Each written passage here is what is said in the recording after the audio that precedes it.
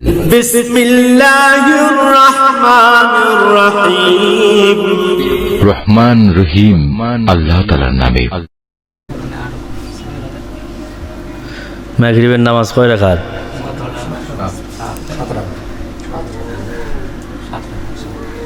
সন্দেহ আছে নাকি? 7 রাকাতের সন্দেহ আছে? 7 রাকাত এক চান্সে কয়া লাগবে, কিন্তু তোমরা বললেন কয় রাকাত? কি সব বললেন? কারণ কি? কারণ আছে তো।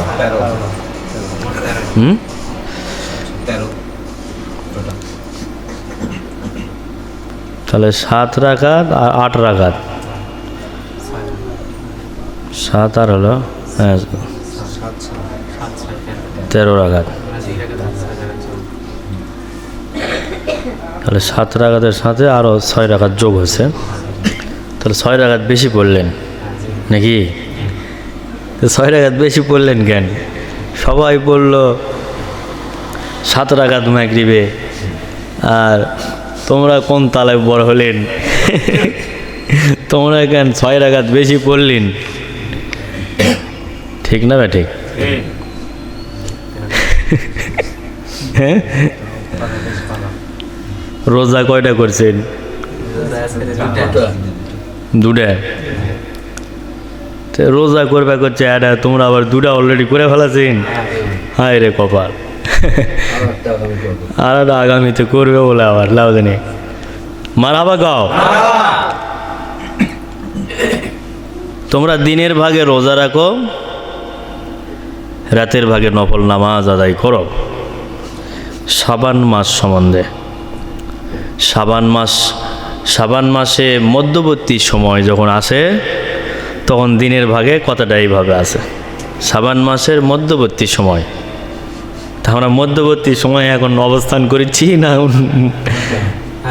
আচ্ছা, কত তারিখ? 14 তারিখ শাবানের। তাহলে মধ্যস্থলে অবস্থান করতেছি। আর এখানে আল্লাহ রাসূলের নির্দেশ সেটা হলো যে তোমরা দিনের ভাগে রোজা রাখো শাবানের মধ্যবর্তী সময় আসলে, আর রাতের ভাগে নফল নামাজ পড়ো। সুবহানাল্লাহ। নফল নামাজ পড়ো মানে নফল বন্দেগি করো। তো কোরআন শরীফ যদি তেলাওয়াত করি, নফল বন্দেগি, এই হাদিসে আমরা পাচ্ছি নফল বন্দেগি করার কথা। তো কোরআন শরীফ পড়া তো নফল নয়। কোরআন শরীফ পড়া কি? তেলাওয়াত করার হুকুম কে দিয়েছে? আল্লাহ। তাহলে কোরআন পড়া ফরজ না নফল? ফরজ। তাহলে দরুদ শরীফ পড়া ফরজ। আল্লাহর জিকির করা, তওবা করা, এগুলো ফরজ আমল। খালি চাই হলো ইমানি বুঝ ভিতরে থাকা। যদি থাকে তাহলে নেক আমল খুঁজে পাবে, আর যদি না থাকে তো ফতুয়া তো দিবেই। কারণ বোঝে না, হয়তো ফতুয়া মারবেই, মানে ওল্লা তো ওই বোঝে না, ওই করেও নি, কোনো ওই জানেও না। তাহলে ওই বুঝবে কেমন করে আর কবেই বা কেমন করে? তবে আর একটা হেকমত যদি তাই বোঝে ওই সমস্ত মানুষ, যে আমি যেটা না জানি সেটা নিয়ে বাড়াবাড়ি না করি, কারণ ইসলাম বাড়াবাড়ি করা নিষেধ করেছে। আল্লাহ বুঝতে কামেন কন।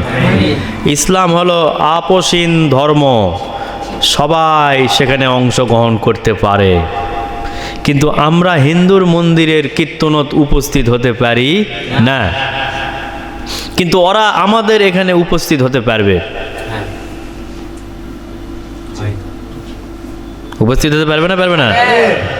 দূর দূরান্ত থেকে যারা শুনতেছি তারাও কয়া লাগবে সরাসরি যে উপস্থিত হিন্দু, বৌদ্ধ, খ্রিস্টান, মৌটুসি, নাসারা তারাও মুসলমানের ইবাদতের কাজে অংশগ্রহণ করতে পারবে, কিন্তু আমরা মুসলমান অংশগ্রহণ করতে পারবো না। নিষেধ।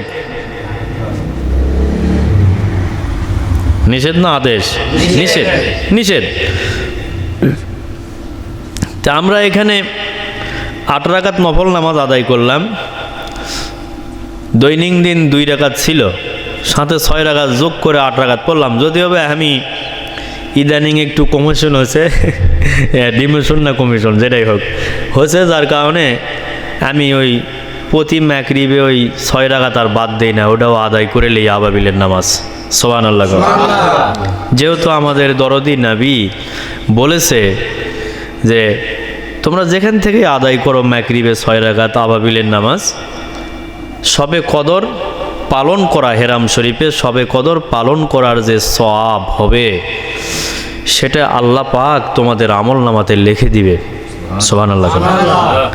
তাহলে আমি যেহেতু গুনাহগার, সেহেতু আমার বাজেটের দরকার, কাজে বাজেটটা ছেড়ে দিয়ে লাভ নেই। সবাই টাকার ধান্দায়, এটার ধান্দা ওটার ধান্দায় দৌড়াচ্ছে, আর জাকেরেরা দৌড়াচ্ছে বাজেট, আল্লাহর দপ্তর থেকে কি কি বাজেট আসতেছে ওই বাজেটগুলো আমাদের ভিতরে সঞ্চয় করার জন্য চেষ্টা চালাচ্ছে জাকেরেরা। সুবহানাল্লাহ।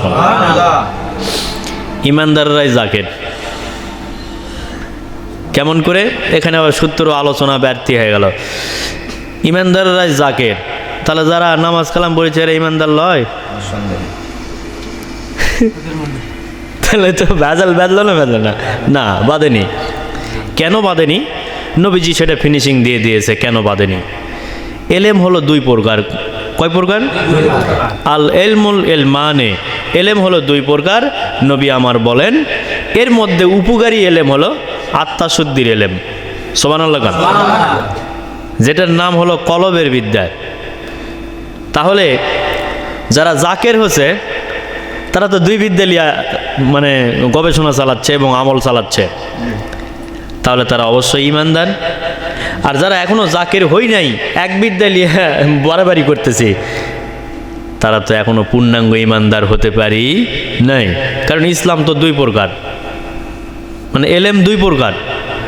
তো 2 প্রকারের মধ্যে একটা তুমি অর্জন করছেন আর একটার ধারে কাছেও যাচ্ছেন না, তাহলে অবশ্যই তুমি ঈমানদার পরিপূর্ণ নয়। কেন? বিধান যেটা আছে বিধানের বাইরে তুমি আসি না কোনো। আল্লাহ বুঝতে কামিন কন। এই সূত্রগুলো ছেড়ে দেওয়ার কারণেই তো আজকে শয়তানি বালায় বিভিন্ন জায়গায় গ্রেপ্তার আল্লাহর বান্দাবান্দি দলে দলে। আল্লাহ বুঝতে কামিন কন। এই জন্য বললাম জাকিরেরা হলো ঈমানদার। তাদের ভিতরে 2 প্রকার এলেমই রয়েছে, 1 প্রকার নয়। এলেম যেহেতু 2 প্রকার, 2 প্রকারই তার মধ্যে আল্লাহর রহমত, আল্লাহ দয়া করছে। এই জন্য ও বাজেট আর ছেড়ে দিচ্ছে না, যখন যেটা পাচ্ছে ওটা লিয়ে নিচ্ছে। সুবহানাল্লাহ। তাহলে নামাজ তো আদায় করলাম 8 রাকাত, 6 রাকাত যোগ করে 8 রাকাত। তাহলে এই যে ব্যর্থী আমল করার নির্দেশ রয়েছে, কারণ আমরা হলাম গুনাহগার। এই যে আজকে সারা বছর যদি আমরা নামাজ না পড়ি, সারা বছর নামাজ পড়লাম না, সারা বছর আল্লাহর বন্দেগী করলাম না, আজকে সামনের কাতারে যে ঠেলা, সামনের কাতারে ঢুকলেই কি ওর কাতার সোজা হয়ে গেছে? এত সস্তা? মুমিন মুত্তাকিনদের জন্য বাজেট রয়েছে, শবে বরাতে, শবে কদরে, এগুলাতে বাজেট আল্লাহ পাক দেয়। শবে বরাতে, তারপরে শবে কদরে, শবে মেরাজে, এগুলা বিশেষ বিশেষ কিছু রাতে আল্লাহ পাক আল্লাহর বান্দাদেরকে, ইবাদতকারী বান্দাদেরকে বাজেট দান করে। যদিও বা আল্লামুল হাকিম প্রতি রাত্রিতেই রাতের 3 ভাগের শেষ ভাগে প্রথম আসমানে আসে।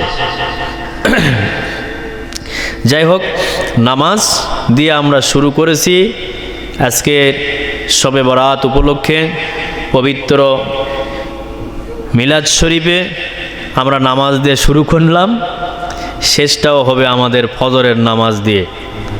আল্লামুল হাকিম এ পর্যন্ত যেন আমাদেরকে হায়াত রাখে, পরে রাখবে না, এ পর্যন্ত হায়াত এবং শক্তি, নেক আমল করার শক্তি আল্লাহর কাছে চাইলাম। আর বাকি সময় এখন আল্লাহ কতদিন পর্যন্ত দিবে সেটা আল্লাহর বিষয়, সেটা তো নির্ধারণ করেই পাঠাচ্ছে। ওটা আবার কম বাড়ার তো কিছু নেই, ওটা নির্ধারণ করেই পাঠাচ্ছে। কয়দিন ম্যাচমো আমি তুমি, কয়দিন ম্যাচমো, এটা আল্লাহ নির্ধারণ করেই তো পাঠাচ্ছে দুনিয়ায়। কপালে হায়াত লেখা আছে উম্মতি মুহাম্মাদের। আর রুহানি জগতে তোমার হলো আজরাইলের ব্যারি, যেখানে এখন ক্লিয়ারভাবে ভ্যাঙ্গা বলতেছি না, এমনি আকার দিয়ে বললাম, আজরাইলের ব্যারি যেখানে, ওখানে একটা গাছ আছে, মারাবা গাও, ওখানে একটা গাছ আছে, ওই গাছের নাম হলো তৌবা। কি গাছ? তৌবা। এই তৌবা নামক গাছের পাতায় উম্মতি মুহাম্মাদির হায়াত লেখা আছে।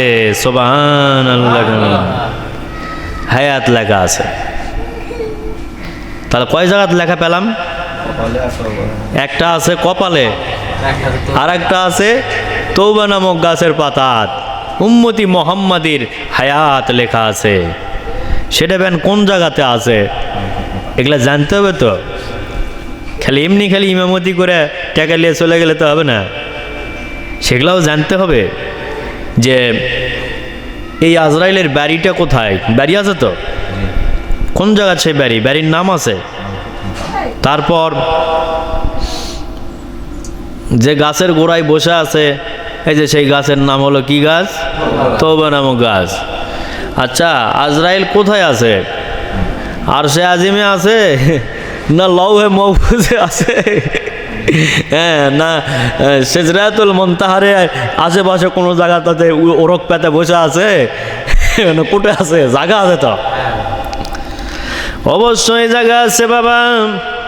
জায়গা চিনতে হবে, জায়গা চিনে মুসল্লিদেরকে মেসেজগুলো দিতে হবে।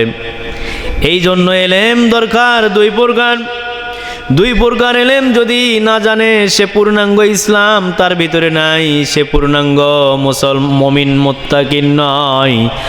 এখনো কমজোরি রয়েছে, বেশি কিছু বললাম না, এখনো কমজোরি রয়েছে, অর্জন করতে হবে। এলেম অর্জন করা ফরজ, না অর্জন করলে কবিরা গুনার শামিল হবে। যদি এলেম অর্জন না করি, অর্জন না করলে আমলই বা কর্মকুট থেকে অর্জন করা লাগবে না, অর্জন করা লাগবে। এক প্রকার এলেম পাবো মাদ্রাসায় এবং বিভিন্ন জায়গায়, আর এক প্রকার এলেম পাবো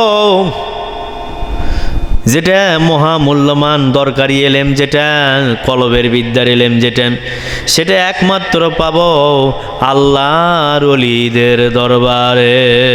সুবহানাল্লাহ। আর অন্য কোথাও পাওয়ার সুযোগ নাই।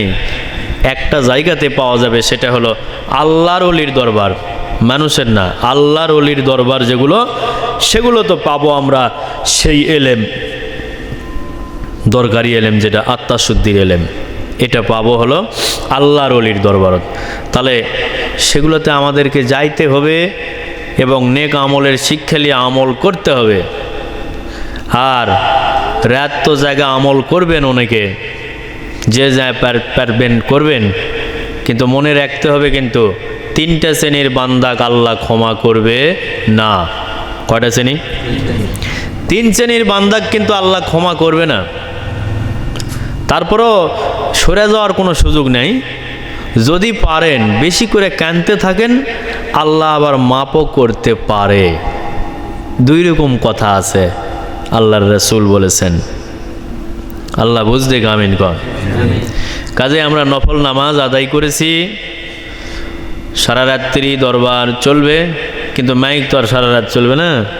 মাইক মিলাদের সময় পর্যন্ত মাইক চলবে, তারপরে মাইক বন্ধ হয়ে যাবে। আমরা ভিতরে সারা রাত আমলের মধ্যে থাকব, নামাজের উপর রত থাকব সারা রাত, সরাসরি রুহানি এবং জাহিরি দুই দিক থেকে নামাজের উপর রত থাকব ইনশাআল্লাহ। আল্লামুল হাকিম আমাদেরকে যদি কোনো বাজেট দয়া করে দান করে, করবে তা করছি না, যদি করে তাহলে আমরা নামাজের উপর রত অবস্থায় আল্লাহ দেখতে পেলে আল্লাহ খুশি হবে না বেজার হবে? খুশি হবে। এই জন্য কাহারুল্লাহ আল মুজাদ্দিদিয়া দরবার শরীফে প্রতি বছরের ন্যায় এবছরও শবে বরাত উপলক্ষে আসর থেকে ফজর পর্যন্ত দরবার কর্মসূচি চলতে থাকবে ইনশাআল্লাহ।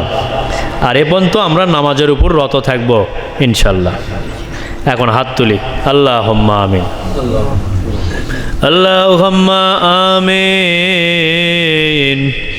মেহেরবান দয়ার আল্লাহ,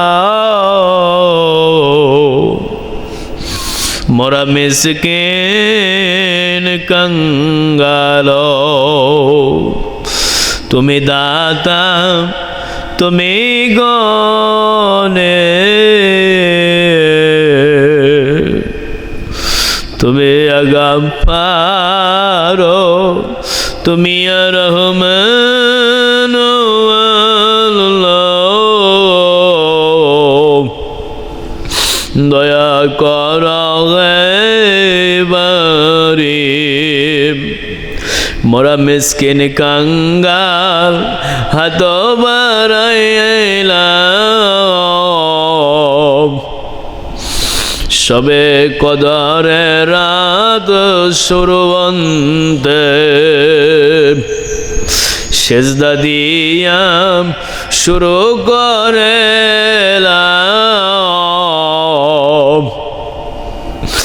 আবার সেজদা দিয়াই যাব বারে।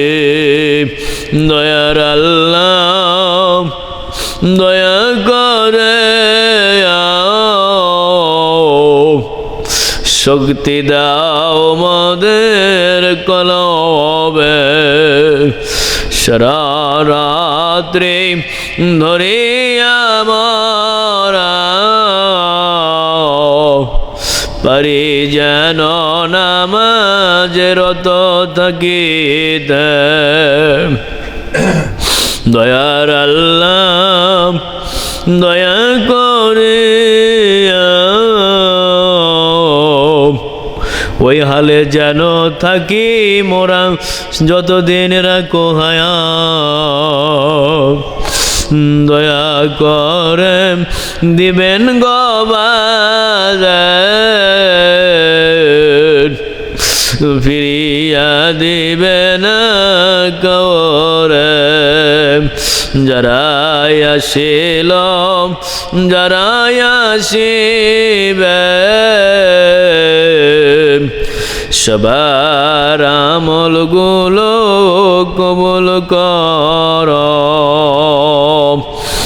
ইমানি শক্তি দাও কলবে,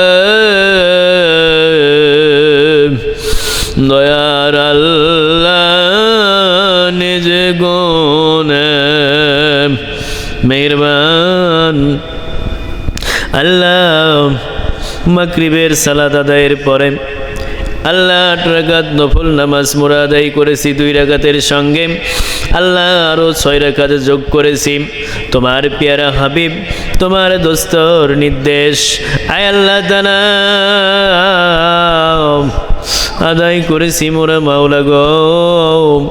শুধু আজকেই নয় রে, অন্যান্য দিনেও মোরা আদায় করি রে আল্লাহ।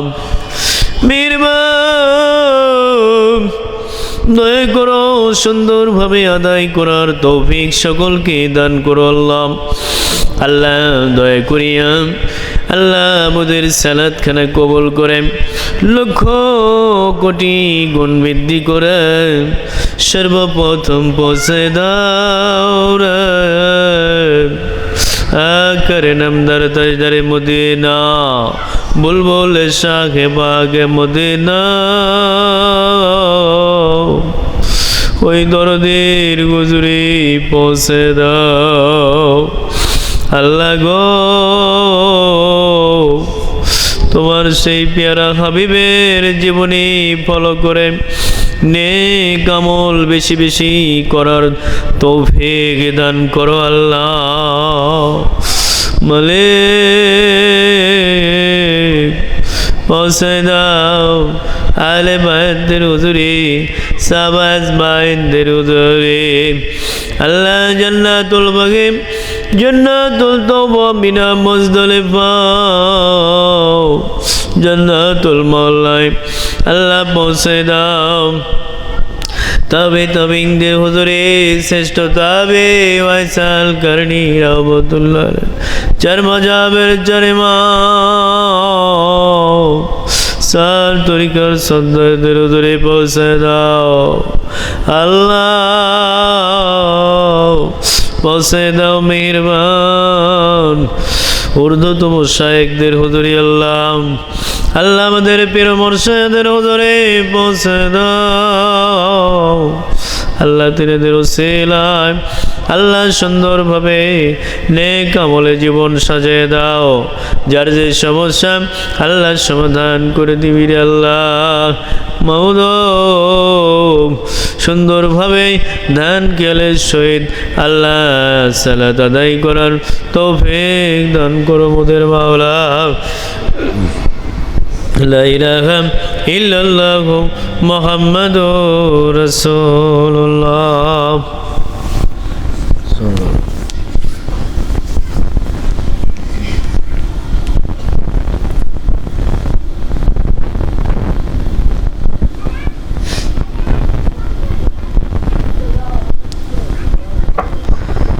আজকে মাগরিবের নামাজের আগের থেকেই অবশ্য আসরের পর থেকেই বিভিন্ন জায়গাতে এখনও যেগুলো জায়গাতে বেদবেরা ফতুয়া দিয়ে কোনো কাজ করতে পারেনি সেগুলো জায়গাতে এখনও সবে বরাতে রুটি হালুয়া এগুলো বানায় এ বাড়ি ও বাড়ি স্বজন প্রীতি করে, ভালোবাসা মহব্বত বৃদ্ধি হওয়ার জন্য, মহব্বত থাকার জন্য, এটা ভালোবাসা বৃদ্ধির জন্য দেয়। কিন্তু কিছু কিছু এলাকার মধ্যে বেদব মৌলবীরা ফতুয়া দিয়ে সেই নেক কাজ থেকে আল্লাহর বান্দা বান্দিদেরকে সরে নিয়ে গেছে। নিয়ে যাওয়ার কারণে এরাও ওই লাইনের মধ্যেই এরাও একদিন নিঃশেষ হয়ে নাই হয়ে যাবে কবরে। আল্লাহ বুঝতে গামিন কব। কেন? আল্লাহর বান্দা বান্দিদেরকে নেক কাজে উৎসাহ দিতে হবে, মানে আরও আগ্রহ যাতে বাড়ে সেই কথাগুলো বলতে হবে, তা না বলে বেদাতের ফতুয়া দিছে রুটি বানালে বেদাত হবে। এর এগেইনস্টে একটা হাদিস যদি সহি বের করতে পারে যে এই রুটি বানানা বেদাত এই মৌলবীরা, কারণ আগে বুঝতে হবে মদিনার থেকে ইসলাম ডালছে, তো সেই মদিনার ইসলাম, তাহলে মদিনাতে কোন খাবারটা শ্রেষ্ঠ খাবার? মদিনার খাবার শ্রেষ্ঠ খাবার কোনটা? জবের আটা রুটি আর খুরমা খেজুরের হালুয়া। সুবহানাল্লাহ। আমাকে মতো ধান আছে নাকি? মদিনার ধান ছিল, এই তো অল্প দিন হলো চাউল গেছে মদিনাত। তাছাড়া রুটি আর খুরমা খেজুরের হালুয়া, মানে খুরমা খেজুর বা বিভিন্ন খেজুর দিয়ে হালুয়া যায় যখন যেটা পেয়েছে, কারণ পয়সা করে নেয়, খেজুরও তো নেয়, যা পাওয়া গেছে। আল্লাহ রাসূল সাল্লাল্লাহু আলাইহি ওয়াসাল্লামের যেহেতু শবে বরাত উপলক্ষে আজকের এই আয়োজন, আল্লাহ রাসূলের জীবনীতে পাওয়া যায় উনি 3টা আঙ্গুল দিয়ে খানা বেশি খাইতেন। সুবহানাল্লাহ। কয়টা আঙ্গুলে? 3টা আঙ্গুল দিয়ে উনি খানা বেশি খাইতেন। তিন লোক, এই 3 লোকে কি তৈলাক্ত খাবার, মানে যেটা নরম খাবার সেটা খাওয়া যায় না শক্ত খাবার? শক্ত খাবার না হলে তো 3 লোকে উঠবে না। ভাত খাওয়া দিলে 3 লোকে উঠবে কেরবা? ভাত খাওয়া দিলে 3 লোকে উঠবে না, শুকনো খাবার হওয়া লাগবে। তাহলে জবের আটার রুটি আর খুরমা খেজুরের হালুয়া যে নূর নবী আমার খায়ে দিনের দাওয়াত প্রতিষ্ঠিত করলেন, দিনের পতাকা উড্ডীন করে উড়ালেন, বিজয়ের পতাকা। এখন কিছু দল বের হয়েছে বিভিন্ন জায়গায়, এরা কি করে? এরা ইসলামকে বিজয় দেওয়ার জন্য চেষ্টা করতেছে, মানে ইসলামের বিজয় করতে হবে, এরা বিজয় করবে ইসলাম, কোরআনের দিন বিজয় হবে, এরা বিজয় করবে। নতুন করে আবার বিভিন্ন জায়গায় ফতুয়াবাজি শুরু হচ্ছে না, হয়নি? 1500 বছর আগে ইসলাম বিজয় হয়ে পতাকা উঠতেছে। সুবহানাল্লাহ। তুমি কোন টেকার কোন হরিদাস পাল, তুমি কেমন করে দিনের পতাকা উড়াবিন রে? তুমি ওটার খেদমত করবিন, আর ওই পতাকাটা তুমি কোনো প্রতিষ্ঠান করলে সেটি উড়াবিন, কিন্তু ওটা জিন্দা পতাকা, ওটা উড়ে গেছে, উড়ে দিছে আল্লাহ পাক, আকাশে বাতাসে চতুর্দিকে উড়ে গেছে। সুবহানাল্লাহ। আজানের ধ্বনিতে আরশে আযম পর্যন্ত কম্পিত হয়ে আওয়াজ চলে যাচ্ছে, বেলাল মসজিদে নববীতে আজান দিচ্ছে। সুবহানাল্লাহ। যে বেলালের আজানত অক্ষর ভুল ছিল, ভুল ইবাদত আল্লাহর দরবারে কবুল হয়ে চলে গেল, কিসের দ্বারায়? ইশকের দ্বারায়। সুবহানাল্লাহ। তো ইমানদারের পরিচয় হলো ভালোবাসা, মহব্বত, এশকো ভিতরে থাকতে হবে। যদি এশকো না থাকে তাহলে তোমার ওই রুকু সেজদা, তোমার ওই সালাত আদায়, তোমার ওই দান সাহায্য কোনোটাই আল্লাহর দরবারে তেমন কোনো গ্রহণযোগ্য হবে না। যদিও না গ্রহণযোগ্য হয়, ওই তোমার ওই অহংকার, তোমার ওই বদমাইশির কারণে বললে আবার ন্যায় হয়ে চলে যাবে। প্লাস মাইনাস লাস্টে দেখবেন যে গুনার পল্লাই ভারী হয়ে আছে, নিকির পল্লার খবর নেই, গুনার পল্লাই ভারী হয়ে আছে। এখন কি বিপদ, নাউজুবিল্লাহ কর। কাজেই বাবারা, মদিনার শ্রেষ্ঠ খাবার হলো, মদিনার জাতীয় খাবার হলো রুটি আর হালুয়া। সেটা যদি আমরা মুসলমান সারা বছর যদি নাও পারি, এই সবে কদরে, সবে বরাতে বা এই যে শাবান মাসে, শাবান হলো আর একদিকে দেখতে গেলে তৌবার মাস, বেশি বেশি করে তৌবাকারীরা কান্দে শাবান মাসে। কেন? শাবান মাসে আল্লাহ পাক বান্দার কলবটা ধৌত করে দেয়, পরিষ্কার করে দেয়। সুবহানাল্লাহ কন। প্রতিটা মাসের কিছু হিকমতপূর্ণ আলোচনা আছে, কিছু বাজেট আছে। তৌবা মানে হলো শাবান, তৌবার আবিধানিক অর্থ হলো শাবান, আলিমের আবিধানিক অর্থ হলো জ্ঞানী। আর দরুদ শরীফের আবিধানিক অর্থ হলো উত্তম প্রশংসা। সুবহানাল্লাহ। প্রশংসা কার? প্রিয় নবীজির প্রশংসা। এগুলো হলো সূত্র, সূত্র বুঝতে হবে। দরুদ শরীফ হলো উর্দু ভাষা, হলো দরুদ শরীফ উর্দু ভাষা দরুদ শরীফ। আমরা দরুদ শরীফ বলতেছি, দরুদ শরীফ হলো উর্দু ভাষা, ফার্সি না, আরবি না। আরবিতে কি তাহলে? আরবিতে কি? দরুদ শরীফ মানে ফার্সি ভাষা হলো, উর্দু ভাষা হলো। তাহলে আরবি। নামাজ কোরআনে আছে হলো নমাজ, কোরআনে আছে সালাত, আরবি ভাষা হলো নমাজ। আর তুমি নামাজ পড়বে যাচ্ছেন, মৌলবি জিজ্ঞেস করো কুটি যাচ্ছেন, নামাজ পড়াবা যাচ্ছি না, মৌলবি নামাজ পড়াবা যাচ্ছে, বোঝা লাগবে। মৌলবি যাচ্ছে নামাজ পড়াবা, মুসল্লি যাচ্ছে নামাজ পড়বে। তাহলে দুটাই কি উচ্চারণ বেদাত হচ্ছে না? হয়নি? দুই উচ্চারণই তো বেদাত। তাহলে এই বেদাত হাসিল হয়ে গেল তোমার কাছে এবং জায়েজ হয়ে গেল। আর উঠি বানানা কেমন করে বেদাত, ওটা হারাম হয়ে গেল। হারাম হচ্ছে খানা খাওয়ানা। এবং সবচেয়ে দুনিয়ার বুকে দানের মধ্যে উত্তম দান হলো অন্ন দান আর বস্ত্র দান। সুবহানাল্লাহ। তাহলে আমরা যদি 10টা উটি বানালিয়া 10টা ব্যারিজে দিয়ে আসি, এটা কি মহব্বত হচ্ছে? একটা দল আছে একরামুল মুসলিমিন। তাহলে একরাম হলো একটা, একরাম করলো একজন আরেকজনকে, একরাম করলো একরামুল মুসলিমিন, এটা বৃদ্ধি করেছে। যাই হোক, ইসলামের খুঁটি 5টা, এটা 6টা লাগাচ্ছে, তো লাগাক, যা লাগাচ্ছে তার ব্যাপার। কিন্তু এই যে মোহব্বত হলো, ও আবার দেখা যাচ্ছে যদি বানায় থাকে, ও আবার নিয়ে এসে দিয়ে যাচ্ছে। এভাবে আমরা ছোটোবেলা দেখেছি, তো আমরা দিয়ালছি উঠি, দেখা যাচ্ছে ওরা আবার নিয়ে এসে দিয়ে যাচ্ছে।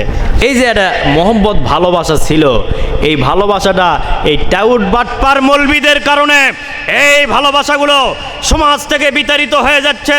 এগুলোর থেকে ফিরে আসতে হবে।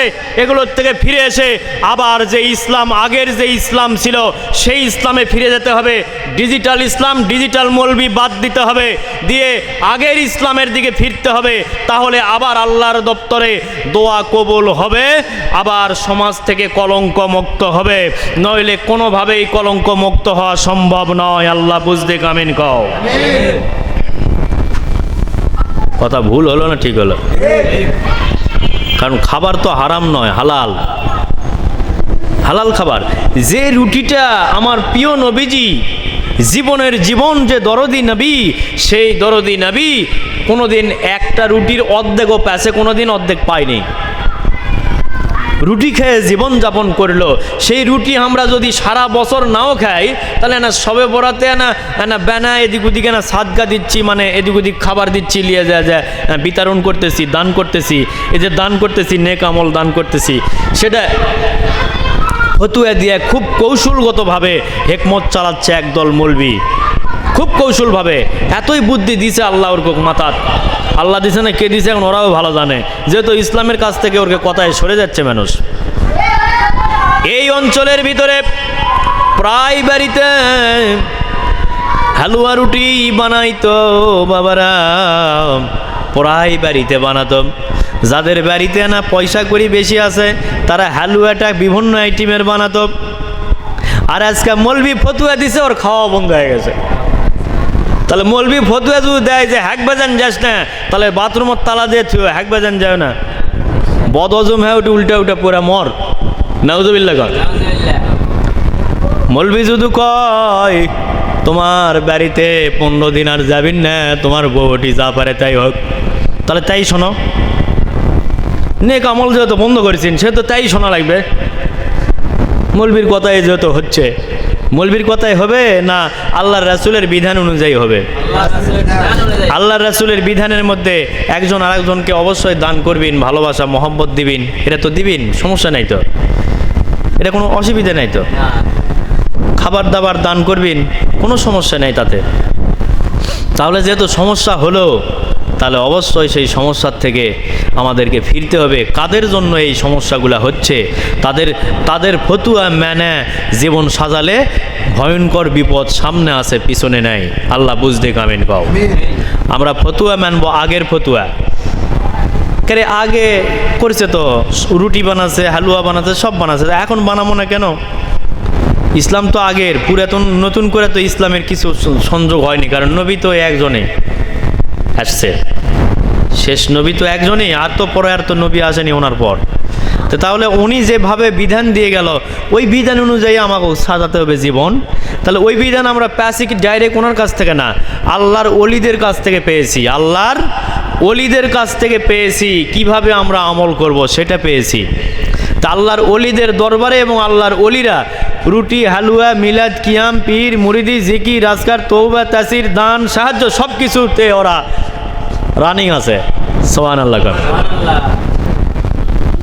কাজেই নেক আমলের দিকে যাই, একজনকে আর একজন খাওয়াবে, এতে ফতুয়ার কোনো দরকার নেই।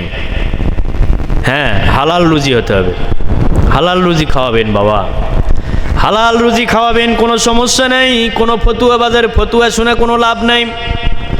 রুটি বানা দিবেন, কোনো সমস্যা নাই, কোনো রকমের কোনো সমস্যা নাই, কারণ রুটি খাওয়া হারাম না হালাল? হালাল রুটি খাওয়া, হালুয়া খাওয়া হালাল, হারাম নয়। কিন্তু হালাল রুজি রোজগার করে খাবেন এবং দান করবেন।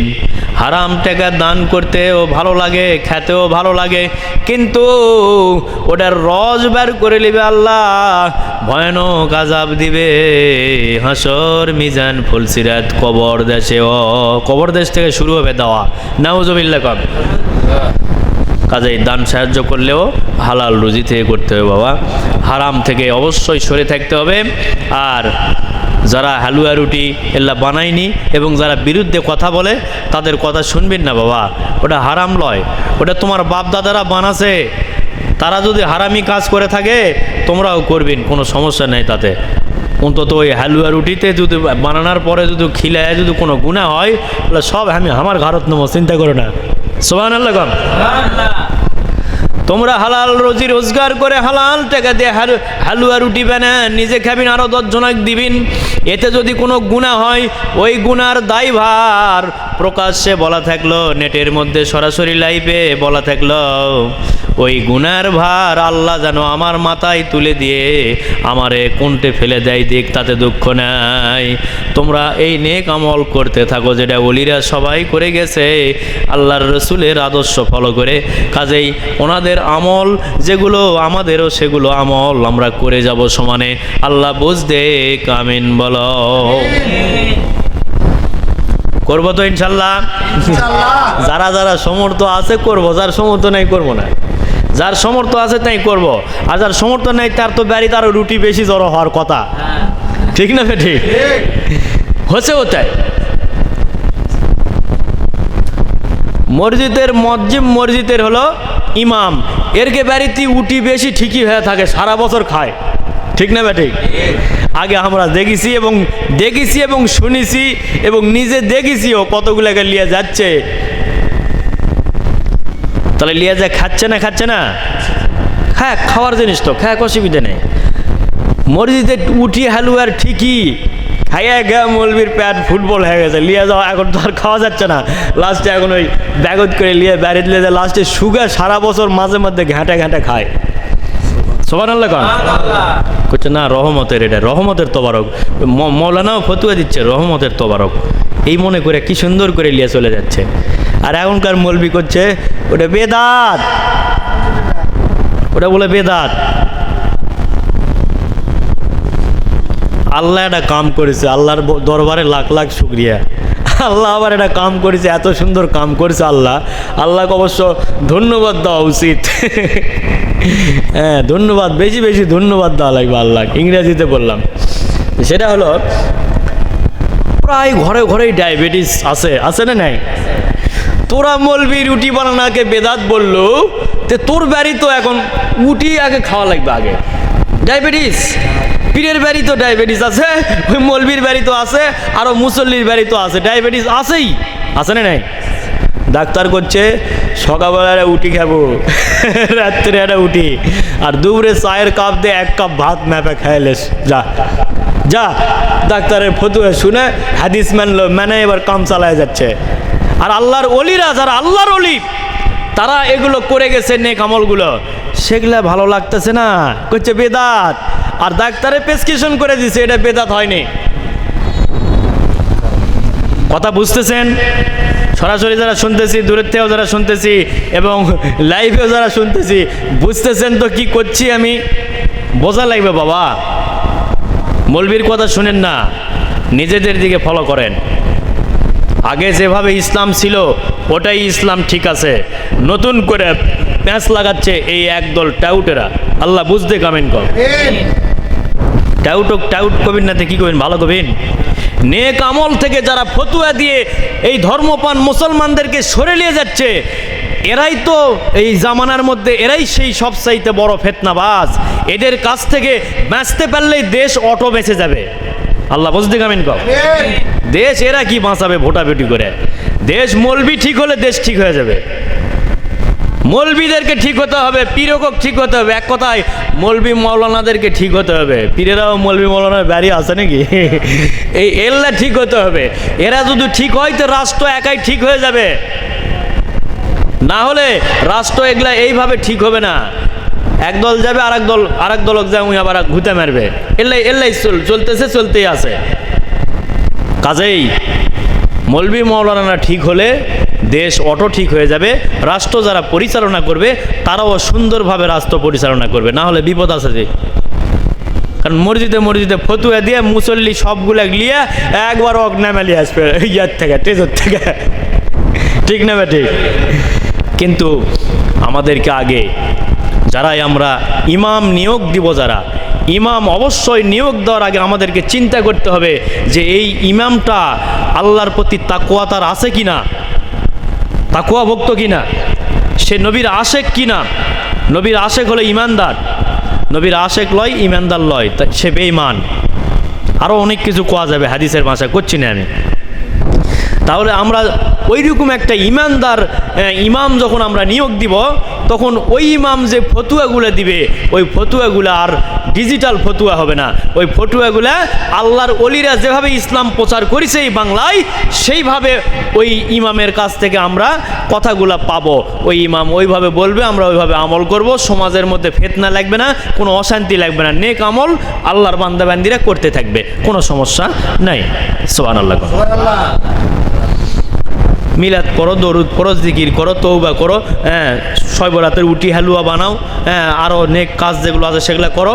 গান বাজনা বন্ধ রাখো, ইতরামি বন্ধ রাখো, জুয়া খেলা বন্ধ রাখো, সুদ খাওয়া বন্ধ রাখো, ঘুষ খাওয়া বন্ধ রাখো, হিংসা করা বন্ধ রাখো, হারাম খাওয়া বন্ধ রাখো, গীবত করা বন্ধ রাখো, অহংকার করা বন্ধ রাখো। এগুলো যেগুলো বর্জন করতে হবে সেগুলো বর্জন করো। এগুলা জুমার দিনে, জুমার খুতবার আগে এগুলা কিছু বক্তব্য সেই ইমামেরা দিলে আস্তে আস্তে দেখা যাবে 10 দিন শুনতে শুনতে মুসল্লি আস্তে আস্তে ঠিক হয়ে যাবে। ঠিক হয়ে আল্লাহর ভয় তার ভিতরেও চলে আসবে।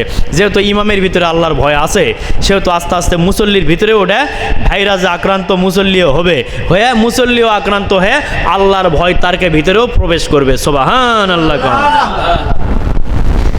কাজে ইমামের ভিতরে যদি আল্লাহর ভয় না থাকে, নবীর প্রেম না থাকে, তাহলে মুসল্লির মধ্যেও আশা করা মূর্খামু হবে। কারণ ওই মানুষটা ওই সাবজেক্টেরই লয়, তাহলে ওই সাবজেক্টের ওর কাছে চান তো পাবেন না, তো বুঝতে হবে তো, যাই যে সাবজেক্টেরই লয় তার থেকে সেই সাবজেক্ট চাইলে পাবেন না তো। কাজে আমরা অল্প জানবো কিন্তু আমল করব। এতগুলো জানি কিন্তু আমল করি না, এই জানাতে কোনো মূল্যায়ন হবে না। আর অল্প আমরা জানলাম কিন্তু আমল করলাম, এটা আল্লাহর দরবারে পছন্দনীয় হবে। এই এলেম বা এই শিক্ষাটা আল্লাহর দরবারে পছন্দনীয় হবে। কিন্তু জানলাম অনেক কিন্তু আমল করলাম না, এই আমলে আল্লাহ খুশি হবে না বাবা। কাজে অল্প জানেন কিন্তু আমল করবেন, নেক আমল। নামাজ পড়া নেক আমল না বদ আমল? তাহলে এই সারা রাজ্যের নামাজ পড়বেন। যেমন এই দরবারত প্রতি বছর 100 রাকাত নামাজ আমরা আদায় করি। যে দেখো মৌলবীর কাছে শোনো, যে মৌলবী কি ফতুয়া দেয় দেখো, বিদাত নাউজুবিল্লাহ কম, এমন ভাবে কবে মনে হচ্ছে কই লেপা দেওয়া আছে মুখত, নাউজুবিল্লাহ কম, বিদাত। আরে নফল নিয়ত করে আল্লাহ খুশি করার আশায়, সামনে রমজানুল মোবারক যেন সুন্দরভাবে আদায় করতে পারি সেই আশায়, সারা বছর যেন আল্লামুল হাকিম আমাদেরকে শান্তিতে রাখে, ইমান ও আমলের সাথে রাখে, সেজন্য আল্লাহর কাছে সাহায্য চাবো নামাজের মাধ্যমে। আল্লাহ যেন আমার দিকে যখন ফলো করবে তখন যেন আমি নামাজের উপর রত থাকি, ওই অবস্থায় যেন আল্লাহ আমাকে দেখতে পায়, তাহলে আল্লাহ খুশি হয়ে যাবে। সুবহানাল্লাহ। তাহলে আমরা নামাজ আদায় করতেছি, আল্লাহর কুদরতি পায়ে সেজদা দিচ্ছি, পীরের পাওয়ার তলায়, তে বেদাত হলো কেমন করে আর হারাম হলো কেমন করে? তাহলে এই মৌলবি কি লেখাপড়া শিখিছে ভালো করে? আমি নামাজ সারা বছর কেন সারা রাত পড়তে পারি, একবারে আনলিমিটেড পড়তেই থাকবো, খাওয়ার সময় খামো আর কিছুক্ষণ পর আবার নামাজ পড়বো। তুই ফতুয়া দিয়ে আটকা দিনি, কিভাবে আটকাবো ফতুয়া দিয়ে? নফল বন্দিকে আল্লাহর নির্দেশ করতে হবে, রাসূলের নির্দেশ, নফল বন্দেগী করো। নফল বন্দেগীতে স্তর বৃদ্ধি হয়, কি হয়?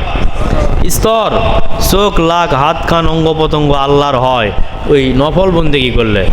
সুবহানাল্লাহ। কাজেই কে বেদাত করলো কে হারাম করলো, ওরা ওরকে মুখত লেপা দিয়ে রাখছে, ওরা কবেই, ওটাতে আমাদের কিছু যায় আসে না। আমরা নেক আমল করে আল্লাহকে খুশি করার আশায় আমরা সালাত আদায় করব, নামাজ আদায় করব, আরও যেগুলো নেক কাজ আছে সেগুলো করব। আর কে কী করলো ওটা আমাকে দেখার দরকার নেই। আমাদের কেন্দ্রীয় দরবারে সবে কদরে 100 রাকাত নামাজ হয়। কোন সময়? সবে কদর কখন জানেন? 27 রাত, 26 রমজান দিবাগত রাত।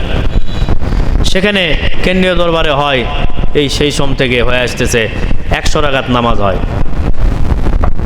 আর আমার মুর্শিদ কইছে, বাবা তুমি এটি সবে বরাত হতে 100 রাকাত পড়িস বা, যেহেতু তুমি একাই পড়েন সেহেতু ওটা মুসল্লি যারাই আল্লাহ যাদেরকে কবুল করবে তাদেরকে নিয়েই পড়বেন বা। সুবহানাল্লাহ।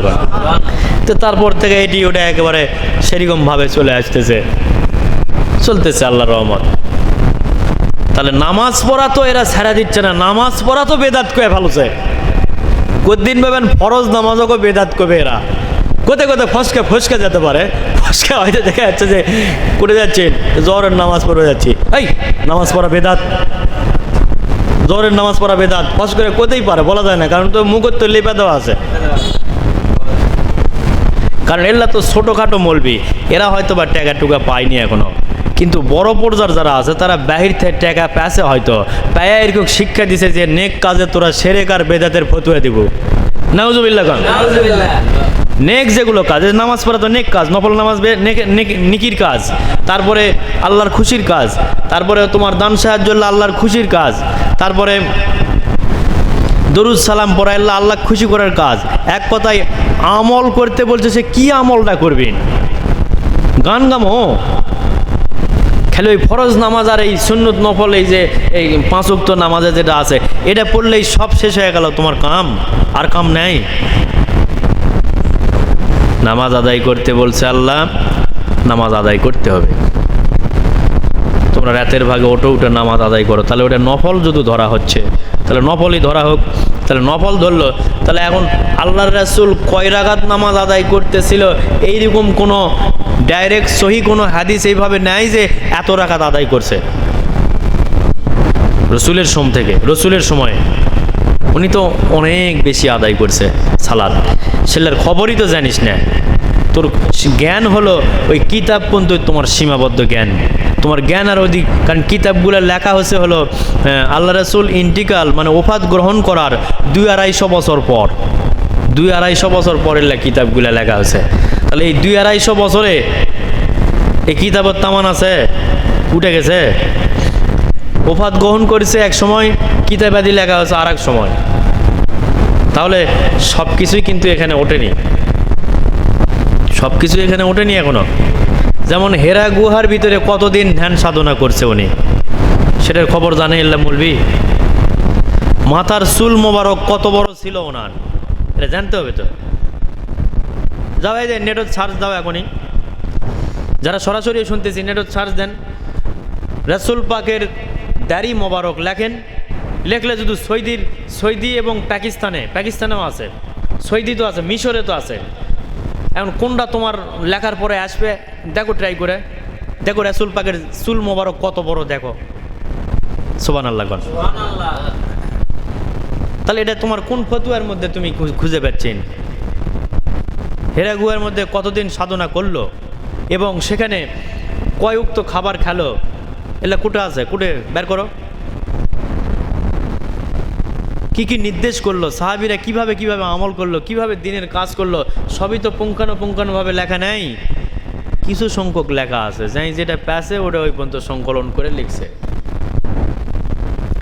তাহলে যেমন সালাতুল তারাবির নামাজ, যেটা কেউ 8 রাকাত, কেউ 12 রাকাত, কেউ 20 রাকাত, ইনকেরা লাগাছে, ফতুয়া লাগাছে না লাগায়নি। কিন্তু একটা সাহাবীর কাছ থেকে একটা রেওয়ায়েত আলছে, সেটা হলো যে 20 রাকাতের। কিন্তু আল্লাহ রাসূল তো আদায় করছে তারও বেশি, সাহাবীদেরকে নিয়ে আরও বেশি আদায় করছে। বেশি কেন যাস না, কমের দিকে কেন আসিস? মানে তোর ইসলাম মানে তোর ইমানটাই যে কম, ওই জন্য তুমি কমের দিকে যাচ্ছ, খালি কমের দিকে যাচ্ছ। আর সাহাবীরা এবং আল্লাহর রাসূল যেভাবে আদায় করছে সাহাবীদেরকে নিয়ে, সেটা হলো বেশি কমের দিকে নেয়। এই যে রোজা ওলিরা সবাই রাখলো 3টা শবে বরাত উপলক্ষে, 13, 14, 15। আরে বা আটা লাগিচ্ছে কেন পায়ের তলে, কিছু ঠিক আটা লাগিচ্ছে, খালি আটকা ধরিচ্ছে। তো যাই হোক, তাহলে বেশির দিকে না যায় কমের দিকে যাচ্ছে। এই ফতুয়া দিচ্ছে যদি একটার বেশি তোমরা যদি 2টা বা 3টা ওজা করেন তাহলে এটা বেদাত হবে। আর অ্যাডা করলে মানে ওই ফতুয়া দিচ্ছে যে অ্যাডা করলে ওটা ঠিক আছে, মানে ওই পর্যন্ত আর অভিজ্ঞতা আছে, অ্যাডা করলে এটা ফতুয়া ঠিক আছে, আর যদি বেশি করেন তাহলে বেদাত হবে। এইভাবে বুঝাচ্ছে, বুঝে না, এভাবে বুঝাচ্ছে বিভিন্ন জায়গাতে। কোথায় বুঝাচ্ছে সেটা আমার বলার কিছু নেই, কিন্তু বিভিন্ন জায়গায় বুঝাই। রোজা একটা করবেন, হ্যাঁ একটাও করতে পারেন, তুমি একটাও করতে পারেন, কিন্তু আমরা 3টা করব কেন? যে আমাদের এই ইসলামটা যারা নিয়ে আসছে এই বাংলায়, তারা সবাই সমস্ত অলির দরবারেতেই 3টা করেই থাকে সবাই, বেশিরভাগই। সুবহানাল্লাহ। হ্যাঁ, বেশি তো করার নির্দেশ আছেই, কিন্তু ওই যে ফতুয়া মারে কি যে শবে বরাত উপলক্ষে 3টা যেন থাকবেন না। তাহলে কি উপলক্ষে থাকবো? তোমার উপলক্ষে থাকবো? আমি তো রোজা থাকবো, আমার অভ্যাস আছে, এখন কীভাবে থাকবো? তাহলে এখন থাকবেন হলো একটা, মানে ওর যে ইমানও কম, ওর ফতুয়াও কম, বিভিন্ন দিক দিয়ে পেঁচা লিয়ে যাও, ওই বুঝতি রাখবে কেন? উই যেটি লেখাপড়া করছে সেটিও অঙ্কা করে শিক্ষা দিয়ে ছেড়া দিছে একবারে টাইট করে। কারো যান কিছু শুনিস না, আমি যেটা করছি ওটাই করবো, নাউজুবিল্লাহ কন।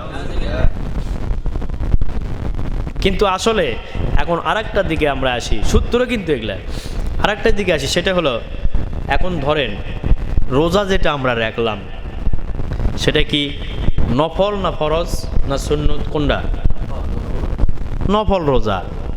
তো বছরে 5 দিন বাদে সারা বছর নফল রোজা করার নির্দেশ রয়েছে, তো সমস্যা তোর কিছু নেই এখানে। আমি উপলক্ষে কি আছে, হ্যাঁ শবে বরাত উপলক্ষে আল্লাহ আমি রোজা রেখেছি, কার কাছে কমো? 52টা দিমো কার কাছে? আল্লাহর কাছে দিমু দেখে তো রোজা ছিলাম, সাধনা করলাম তো এমনি লয়, আল্লাহর কাছে ওটা তুলে ধরবো, এই জন্য সাধনা করছি। রোজা তো এটা সাধনা, তো সাধনা করে আল্লাহর কাছে আমি তুলে ধরবো যে আল্লাহ আমি নফল রোজা করেছি, আল্লাহ 2টা করেছি, আর একটা তো আজকে শিওরি খাবো, খেয়ে রোজা রাখবো। আল্লাহ তুমি আমার শরীরের বেদি ব্যায়ামগুলো মাফ করো, তুমি আমার আত্মার উন্নতি দান করো, আত্মার ইসলাহ দান করো, নফসের কুখায়েশ লালচগুলো পুড়ে দাও, দিয়ে তোমারে পাওয়ার হাউস নফসের মধ্যে জারি করে দাও। এরকম ধরনের বিভিন্ন কৌশলে নেক আমল তুলে ধরে আল্লাহর কাছে সাহায্য চাবো। তোমার কাছে বা পীরের কাছে সাহায্য চাওয়ার জন্য আমরা এটি রোজা রাখি নাই, আমরা এটি নফল নামাজ আদায় করি না, আমরা ইবাদত করি আল্লাহ খুশি করার জন্য, পীরও খুশি করার জন্য নয়। আল্লাহ খুশি হলে পীর অটো খুশি। সুবহানাল্লাহ। আল্লাহর বাদ দিয়ে পীর লয়, আল্লাহ বাদ দিয়ে পীর লয়। আল্লাহ খুশি হলে পীর অটো খুশি। কেন? আল্লাহ যে কাজে খুশি পীরও সেই কাজে খুশি। তেবেগা তাই পীর আর যাই ভেজাল্লা তাই ওই যে বিভিন্ন ফতুয়া দিয়ে এবার রোজা আবার কোটে বেলুরে, রোজাই তো নাই, তো রোজা তো আমি যা নিষেধ করেছি ওটা মানলেই রোজা হয়ে গেল তোর, উই আবার উঙ্কা। তাহলে এল্লা হলো ওই ওল্লা পীর, এল্লা পীর লয়। পীর যাই তাই নবীজির আদর্শ ফলো করেই সে নেক আমলে ব্যস্ত থাকবে, নেক আমল বেশি বেশি সে নিজেও করবে, জাকেরদেরকেও নেক আমলের শিক্ষা দিবে। এরা হলো পীর। পীর মানে একে বিরাট কিছু নয়, পীর হলো শিক্ষক। শিখাবে তোমার কি শিখাবে? নেক আমল, ধ্যান সাধনা, তোমার আত্মার উন্নতি করতে কি লাগবে সেগুলো শিক্ষা পড়া দিবে, তুমি আমল করবেন, সামনে যাবি না গে। তাহলে পীরকে চিনে পারবেন, রাসূলকে চিনে পারবেন, আল্লাহকে চিনে পারবেন। তিন রকমই চিনে পারবেন, একরকম চিনে পারবেন না। তাহলে শিরকের কোনো গন্ডগোল আসার সম্ভাবনা নেই। কেন? নেক আমলত শিরকের কোনো সিস্টেম নেই। নেক আমলের যখন তোমার চোখ আসবে তখন তুমি 3টাকে চিনে পারবেন, 3 রকম, একরকম লয়। আল্লাহ সৃষ্টিকর্তা, আল্লাহ সৃষ্টিকর্তা, নূর নবীজি হলো বন্টনকর্তা, আর খেদমত কর্তা হলো পীর ও মুর্শিদ। এরা খেদমত করতেছে। সুবহানাল্লাহ। তাহলে কম বেশি আসলে নেই। আল্লাহর ধন ভান্ডার থেকে, আল্লাহর রহমতের ভান্ডার থেকে রহমতুল্লিল আলামিন দিতে পারে না আল্লাহর দেওয়া ক্ষমতা দিয়ে পারে। আল্লাহ দিয়াই রেখেছে, যে অটো করে রাখছে, অটো অটো অটো চালু করে রাখছে। নবীর মোহাম্মদে দরুদ শরীফ পড়ছ? হ্যাঁ পড়লামই তো। পড়ছ নাকি? হ্যাঁ। তাহলে 10টা রহমত দিয়ে দিলাম আর 10টা গুনাহ ঝরে দিলাম। সুবহানাল্লাহ, সুবহানাল্লাহ। তাহলে অটো তো চালু করে রেখেছে, দাওয়াও লাগিচ্ছে না অটো। সুবহানাল্লাহ।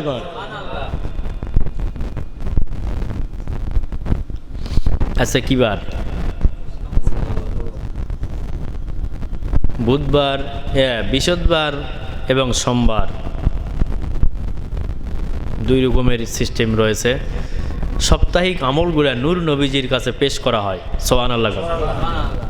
তাহলে সেই আমলটা পেশ করতে যদি সোমবারে হয়ে থাকে, তাহলে সোমবারে আমরা রোজা রাখছি না নাকি? সোমবারই পড়ছে, মধ্যবর্তীতে আসে, সপ্তাহের মধ্যবর্তীতে সোমবার পড়ছে, তাহলে সোমবারে আমরা রোজা রাখছি। আল্লাহর রাসূলও সোমবারে রোজা রাখতেন আর আল্লাহর কাছে আশা করতেন আমার এই রোজা অবস্থায় যেন আমার আমলের হালতগুলো আমার আল্লাহ দেখে। সুবহানাল্লাহ। কোন নবীজির তো জীবনে কোনো গুনাই নাই, নবীজির জীবনে কোনো গুনাই নাই। তিনার আমল নামা যদি রোজা অবস্থায় আল্লাহ দেখে, এতে যদি উনি খুশি হচ্ছে, তাহলে আপনার আমার আমল নামা রোজা অবস্থায় আল্লাহ দেখতে চায় না? চায় না? তে ইমান থাকলে ইমানের বুঝ ভিতরে আসবে, আর ইমান না থাকলে ওটা কমানোর বুঝ আসবে কাউন্টার দিয়ে। আমরা আসি হলো বেশি বেশি আমল কিভাবে করা যায়, কারণ আমরা হলাম দুনিয়ার বুকে আলছি কামাই করবে। কি করবে? কামাই করবে আলছি। দুনিয়ার বুকে কামাই করতে আসছি, কামাই করে নিয়ে যাওয়ার জন্য। আর ওখানে যে আবাদান ঠ্যাঙ্গের উপর ঠ্যাং তুলে দে খামো বসে থেকে মার হাবা, এজন্য দুনিয়ার বুকে আল্লাহ পাঠাছে। তাহলে সেই নেক আমল বেশি বেশি করে আমরা করলে আমাদের কামাই হচ্ছে, অ্যাকাউন্টে জমা হচ্ছে, অ্যাকাউন্টে জমা হচ্ছে। দুনিয়ার টাকা অ্যাকাউন্টে জমা করে কোনো লাভ নেই, 2 দিন পরে তোমার ষোলো তোমাকে বাঁশ দিয়ে সরে যেতে পারে, গ্যারান্টি নেই। আর আল্লাহর দিনে হালাল রুজি রোজগার করে আল্লাহর দিনের কাজে যা কিছু করলেন ওটাতে তোমার অ্যাকাউন্টে জমা হয়ে যাচ্ছে, ওটা খরচ করে যেটা করলেন ওটা অ্যাকাউন্টে জমা হয়ে যাচ্ছে। সুবহানাল্লাহ। ওই অ্যাকাউন্টে জমা হওয়ার জন্যই তো এটি নিয়ে আসা, মানে নেক আমল করা মানে হলে তো নেক আমল বললে করলেই অ্যাকাউন্টে জমা হবে। তাহলে দান সাহায্য করলেও অ্যাকাউন্টে জমা হচ্ছে, আবার কুটি বেনে খিলালেও অ্যাকাউন্টে জমা হচ্ছে। নেক আমল, ওটাও নেক আমল। বদ আমল নয়, ওটাও নেক আমল। একজনে রুটি বেনে খিলেছেন, ওটা নেক আমল, বদ আমল নয়। কিন্তু হালাল রুজি ইবাদত আল্লাহর দপ্তরে কবুল করাতে গেলে হালাল রুজির প্রয়োজন। কি রুজি হতে হবে? হালাল রুজি হতে হবে। হালাল রুজি যদি না হয় ইবাদত আল্লাহর দরবারে পৌঁছবে না বাবা। কারণ ইবাদতের শর্ত হলো, সর্বপ্রথম নামাজ আদায়ের শর্ত হলো তোমাকে পাক পবিত্র হতে হবে। ঠিক না ঠিক? পাক পবিত্র হওয়ার তো সাবজেক্ট মেলাগুলো আছে, জাহেরও আছে, বাতেনও আছে। এদিকে আলোচনা করবে গেলে অনেক সময়ের ব্যাপার, এখন আলোচনা যাচ্ছি না আর। কাজেই পাক পবিত্র হতে গেলে তাহলে অবশ্য হারাম বর্জন করতে হবে, এক কথাই শেষ। হালাল রুজি রোজগার করে তোমাকে খেতে হবে, তাহলে তোমার ইবাদত আল্লাহর দরবারে পৌঁছবে। তো তাহলে এখন আমি যেদিন হালাল রুজি রোজগার করবো ওই দিন থেকে মুড়ি ধমো বা ওই দিন থেকে নামাজ কালাম পড়বো, এখন আর নামাজ কালামও পড়বো না, হ্যাঁ পীরের দরবারও তো যাবো না, বা মসজিদত নামাজ পড়বাও আর যাবো না। কে? হারাম রুজি যেদিন থেকে বাদ দিয়ে পারবো ওই দিন থেকে যাবো না, তা করা যাবে না বাবা। ওই অবস্থায়, যে অবস্থায় আসো ওই অবস্থায়, রানিং অবস্থায় ইবাদতও করতে থাকো, আল্লাহর কাছে কাঁদতে থাকো, আর হারাম থেকে সরে আসো আস্তে আস্তে। একবারে হয়তো পারবে না, আস্তে আস্তে সরে আসো। একবারে সরতে গেলে অনেক বড় তাকওয়ার পরিচয় দিতে হবে, অনেক বড় তাকওয়ার পরিচয় দিতে হবে একবারে সরতে গেলে। যেমন হারাম রুজি যা রোজগার করে, যা সম্পদ করে, হ্যাঁ এটা ওটা করিস, এলা সব আগে কার কাছ থেকে কি লিচিন লাগে খুঁজে খুঁজে দিয়ে আসো। দেওয়ার পর তারপরে যা আছে ওগুলা গরিব দুঃখী অভাব মানুষের মধ্যে ওগুলা দান করে দাও, দিয়ে অনলি ফর জিরো হয়ে তারপরে তুমি ইবাদতের কাজে আসো। কারণ ওই হারাম দিয়ে যা গড়াছো তা আগে শেষ করে দিয়ে আসো। নাউজুবিল্লাহ কর। এরকম কথাও ইসলামে রয়েছে। কাজে পাক পবিত্র দিয়ে হতে হবে। যদি হারাম রুজি দিয়ে বিল্ডিং বানাতে হন, ওই বিল্ডিংয়ের তো ওই বিল্ডিং হারাম বিল্ডিং, ওটা হালাল বিল্ডিং নয়, ওটা হারাম টাকার বিল্ডিং, মানে ওটাও হারাম। তাহলে সেই হারাম টাকার বিল্ডিং থেকে হ্যাঁ ওটা এখন তোমাকে বিক্রি করে ওটা দান করে দিয়ে আসতে হবে, দিয়ে ক্লিয়ার হতে হবে, মানে পাক পবিত্র হতে হবে আগে, তারপরে না ইবাদত। তো ওটা এখন একবারে পারবেন? কেউ করবে সেটা? বেশিরভাগ তো করবে না। তাহলে ওলা বাড়ি গাড়ি সব বেচা কিনে দান করে তারপরে সব মুড়ি দাও। তে ও বাবা, এই পীরের দরকার নেই। যেগুলা অনেক পীর এখনো বাংলাদেশে মেলা পীর আছে, মেলা পীর আছে। ওই সুদের কথাও কয় না, ঘুষের কথাও কয় না। ওই মনে কর ও নিজে গান বেচলে ব্যস্ত, হ্যাঁ মেয়েদেরকে নিয়ে বেহাপনা নিয়ে ব্যস্ত, ওগুলা নিয়ে ব্যস্ত। ও ওই ধরনের ওর কাছে যাওয়া লাগবে, কারণ গ্রুপ তো ওগুলার কাছে যাওয়া লাগবে। ঠিক না ঠিক? আর পীরের কাছে যেতে গেলে অবশ্যই আস্তে আস্তে হারাম বর্জন করতে হবে, হালাল রুজি রোজগার করতে হবে, হালাল দিকে আস্তে আস্তে অগ্রসর হতে হবে। একবারে না পারলেও দিনে দিনে ক্লিয়ার হতে হবে, হয়ে সামনে যেতে হবে বাবা। তোমার ভালোর জন্য, পীরের ভালোর জন্য নয়, তোমার ভালোর জন্য। তুমি কবরে শান্তির থাকবেন, আখেরে মিজানে শান্তির থাকবেন। তাছাড়া হারাম দিয়ে কোনো দিন শান্তি হয়নি, হবেও না কোনো দিন। আল্লাহ বুঝ দেখ, আমিন বলি সবাই। এখন আমরা সবাই চোখটা বন্ধ করে দিয়ে মহান রবের কাছে একটু না সবে বরাতের রাত, সবে কদরের রাত শুরু আনতে আমরা তৌবা করে একটু আল্লাহর কাছে ধরা দিয়ে না কান্দি। হ্যাঁ, সারা রাত বিনয়ের মধ্যে থাক।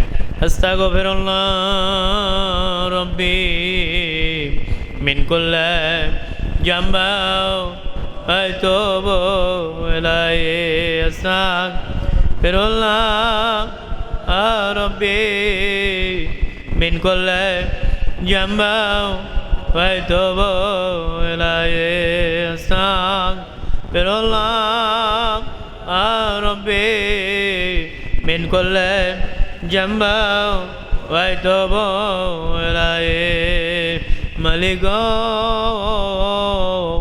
হজর জোহর আসর বিদায় হয়ে গেছে আল্লাহ মোরা খালেজ দিলে তওবা করি আল্লাহ তোমার জমিনের দরবার শরীফ থেকে মাওলা মোরা নালায়েক কাকসার বান্দা আল্লাহ গুনার বোঝা কান্দে লইয়া তোমার তওবার মুকামে ধরা দিলাম দয়া করে আমাদের জীবনের গুনাহ মাফ কর দয়ার আল্লাহ আস্তাগফিরুল্লাহ রব্বি মিন কুল্লি যামবি আস্তাগফিরুল্লাহ রব্বি মিন কুল্লি যামবি আতওবা ইলাইহি আল্লাহ ফজর জোহর আসর বিদায় হলো আল্লাহ ও মাওলা ইহার মধ্যে চলতে ফিরতে না জানি কোথায় কোন ভুল হলো আল্লাহ তোমার ফেরেশতারা দপ্তর বোঝাই করে লিখে রাখলো কাল হাসরের ময়দান যখন খাড়া হয়ে যাবে আল্লাহ গুনাহগুলো প্রকাশ হয়ে যাবে আল্লাহ আল্লাহ কেমনে মুখ দেখাবো জীবনে কত নামাজ কাজা হয়ে গেছে আল্লাহ আল্লাহ যখন আমার বয়স আল্লাহ যুবক ছিল 8-9 বছর 10 বছর ও আল্লাহ আল্লাহ খেলাধুলার মধ্যে যাইয়া হেলাই খেলাই কতদিন কেটে গেছে নামাজ কাজা হয়ে গেছে মাওলা ও আল্লাহ কত না জায়গায় আল্লাহ চললাম ফিরলাম কোথায় কোন ভুল হলো আল্লাহ তোমার ফেরেশতারা দপ্তর বোঝাই করলো আল্লাহ আল্লাহ না জানি কত মিথ্যা কথা জীবন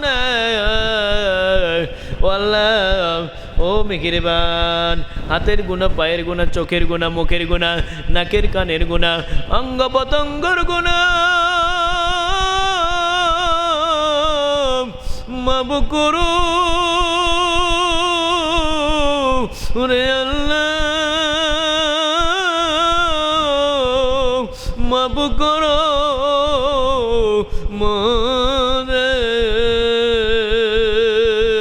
মোদের পাপে পাপে জীবন ভরা কোন দিন জানি ডাক আসে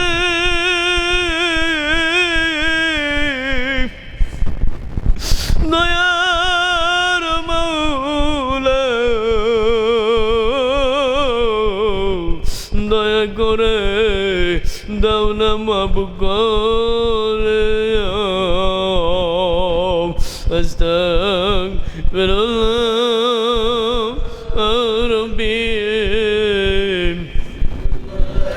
যামবি ওয়া আতওবা ইলাইহি আস্তাগফিরুল্লাহ রব্বি মিন কুল্লি যামবি ওয়া আতওবা ইলাইহি দরদি ও দরদি মাফ করো দরদের মাওলা গুনার বদলে কষ্ট দিও না আল্লাহ দয়া করে মেহেরবান মাফ করো আমাদের মাফ করো আমাদের আওলাদ বুনিয়াদ বেবি বাচ্চাদের মাফ করো আল্লাহ আমরা যে যেখান থেকে এসেছি আমাদের আপন আপন এলাকার মানুষগুলোদেরকেও মাফ করো তওবাকারী জিকিরকারী বিনয়কারী বানায় নাও দয়ার মাওলা দয়া করো মেহেরবানি করে আল্লাহ গুনার বদলে কাউরে কষ্ট দিও না আল্লাহ আমি তো উনকার হিংসা নিন্দা গীবত থেকে আল্লাহ আমাদের সবাইকে বাঁচাও বাঁচাও বাঁচাও আস্তাগফিরুল্লাহ রব্বি মিন কুল্লি যামবি ওয়া আতওবা ইলাইহি আস্তাগফিরুল্লাহ রব্বি মিন কুল্লি যামবি ওয়া আতওবা ইলাইহি আল্লাহ মাফ কর দরদের মাওলা আল্লাহ তোর হকিকতে তওবার মুকাম থেকে তওবার ফয়েজ গলিব করে নূর করে আমাদের সিনায় দিয়া পাথর দিল নরম করে দে বেদিলে নূর পয়দা করে দে জোরে জোরে গলে গলে নূরে ভরে দে দিল ভিজিয়ে দে মাওলা জাহিরি বাতিনি দুশমন থেকে হেফাজত করো আল্লাহ কুফরি কালাম জাদু মন্ত্রণা থেকে হেফাজত করো আল্লাহ আল্লাহ শয়তানি ওয়াসওয়াসা দাগা বাগা থেকে আল্লাহ আল্লাহ আমাদের বাঁচানা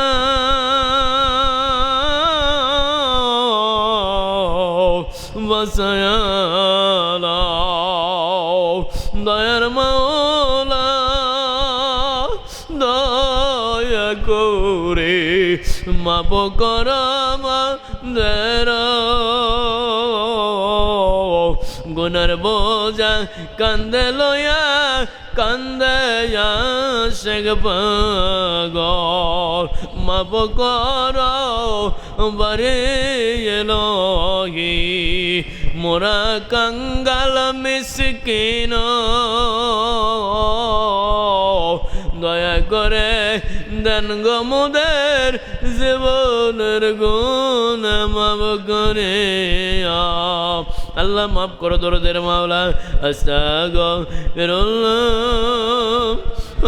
রব্বি মিন কুল্লি যামবি ওয়া তুবু ইলাইহি আস্তাগফিরুল্লাহ রব্বি মিন কুল্লি যামবি ওয়া তুবু ইলাইহি আল্লাহ দয়া করে মাফ করো মাওলা আল্লাহ দয়া করো মেহেরবানি করে আল্লাহ আল্লাহ কলবের সমস্ত বদ রিপুগুলো পুরে সাফ করে দাও আল্লাহ নাই করে দাও মেহেরবান মাওলা দিয়ে সুন্দরভাবে আল্লাহ ইমানি জজবা দান করো আল্লাহ ইমানি শক্তি দান করো যাতে সুন্দরভাবে আমরা নেক আমলগুলো করতে পারি আল্লাহ দয়া করো মেহেরবান যতক্ষণ দুনিয়াতে হায়াতে বেঁচে রাখবা আল্লাহ ততদিন পর্যন্ত সুন্দরভাবে যেন আমরা নেক আমল করে বেশি বেশি নেক আমল আদায় করতে পারি আল্লাহ তুমি সাহায্য করো মেহেরবান মাওলা দয়া করো আল্লাহ গুনার বদলে মুখ ফিরিয়ে নিও না আল্লাহ মাফ করে দাও আল্লাহ বান্দাবান্দিদের আল্লাহ দয়া করো মাওলা দূর দূরান্ত থেকে যারা সরাসরি লাইভে দেখতেছে আল্লাহ যুক্ত হয়ে বিভিন্ন দেশ থেকে আল্লাহ তাদেরকেও মাফ করো আল্লাহ যারা পরবর্তীতেও দেখবে শুনবে আল্লাহ তাদেরকেও মাফ করে হেদায়েতি বুঝদান করবি আল্লাহ এবং যারা দূর দূরান্ত থেকে শুনতেছে সরাসরি আল্লাহ তাদেরকেও মাফ করো আল্লাহ করে হেদায়েতের পথে কবুল করো আল্লাহ তোমার নবীজির আদর্শ ফলো করে নেক আমল করার তৌফিক দান করো আল্লাহ দয়া করো মেহেরবানি করে আল্লাহ বেশি বেশি আমল করার তৌফিক দান করো সোনার বাবারা এখন একটু মহান রবকে একটু স্মরণ করি তৌবা করলাম সাবান তৌবা মানে হলো সাবান সাবান আমরা লাগালাম দিলের মধ্যে দুনিয়ার বুকে মেয়েরা যখন কাপড় চোপড় সাবান সোটা দিয়ে লাগায় কিছুক্ষণ লাগানোর পরে তারপরে সেই সাবান সোটা লাগানোর পরে কিছুক্ষণ ভিজে রেখে দেয় কেন ওই সাবান দিয়ে ভিজে রাখলে কিছুক্ষণ ভিজে রাখলে ময়লাগুলো নরম হয়ে যায় আল্লাহর নবী সাল্লাল্লাহু আলাইহি ওয়াসাল্লাম তিনি বলেন লিকুল্লি শাইইন শিকালাতুল কুলুবি যিকরুল্লাহ দরদি নবী আমার বলেন একটা মাত্র শানযন্ত্র ওই কলবটা পরিষ্কার করার জন্য হে আল্লাহর বান্দা বান্দিরা নামাজ কাজা করেছো কলবে কালো পর্দা পড়ে গেছে নফসের উপর তুমি মিথ্যা কথা বলেছ নফসের উপর কালো পর্দা পড়ে গেছে কলব পর্যন্ত আন্ধার হয়ে গেছে